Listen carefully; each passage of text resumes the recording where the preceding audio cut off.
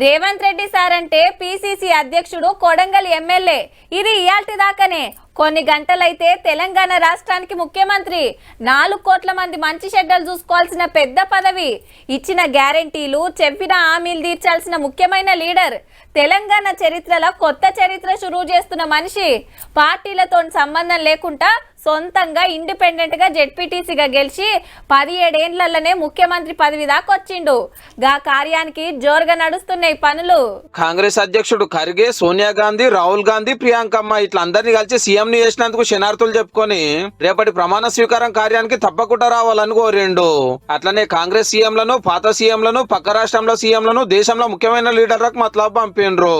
Protocol ప్రకారం పాత ముఖ్యమంత్రి కేసీఆర్ సార్ ను ఈడున్న ప్రతిపక్షాల లీడర్లు అందరినీ పిలిచారు తప్పకుండా రావాలని.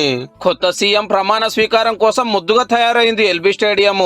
సర్కార్ పెద్ద ఆఫీసర్ మేడము, డీజీపీ సారు దగ్గరుండి పనులు అరుచుకుంటున్నారు. స్టేజీలు 3 ఉంటాయి. నడిమిట్ల రేవంత్ రెడ్డి సార్ ప్రమాణము. హెడ్మబాజ్ 63 మంది ఎమ్మెల్యేలు, కుడిబాజ్ కు ఢిల్లీకి వెళ్ళొచ్చిన లీడర్లు, బయట రాష్ట్రాల చుట్టాలు ఊక్కుంటారు. అట్లనే తెలంగాణ అమరవీరుల కుటుంబాల కోసం 300 సీట్లు వేస్తున్నారు ముంగట్నే. మేధావులు, ఉద్యమకారుల కోసం ఇంకో 250 కుర్చీలు. పబ్లిక్ అంతా రావాలని ఓపెన్ లెటర్ రాసిండు కాబోయే సీఎం సారు. స్టేడియంలో 30,000 మంది పడతారు గానీ అంతకు డబ్బులు వచ్చే కోపు కోరుతుందట కాంగ్రెస్ లీడర్లకు. రాక్షస పాలన మంచి దసరా దీపావళి పండుగలు ఎట్లా జరుపుకుంటారు ఆ విధంగా తెలంగాణ సోనియా గాంధీ తెలంగాణ ఇచ్చినాక వాతావరణం అట్లా మారిపోయింది. తెలంగాణ ఆటలు పాటలు ఏందో చూపించేటట్టు 500 మంది కళాకారులు దిగుతున్నారు. బోనాలు, బతుకమ్మలు, పోతురాజులు, ఒగ్గుడోళ్లు, గుస్సాడి డాన్సులు జోరుంటాయట. నిజమైన తెలంగాణని రేపటి నుంచి స్టార్ట్ చేయబోతున్నారు.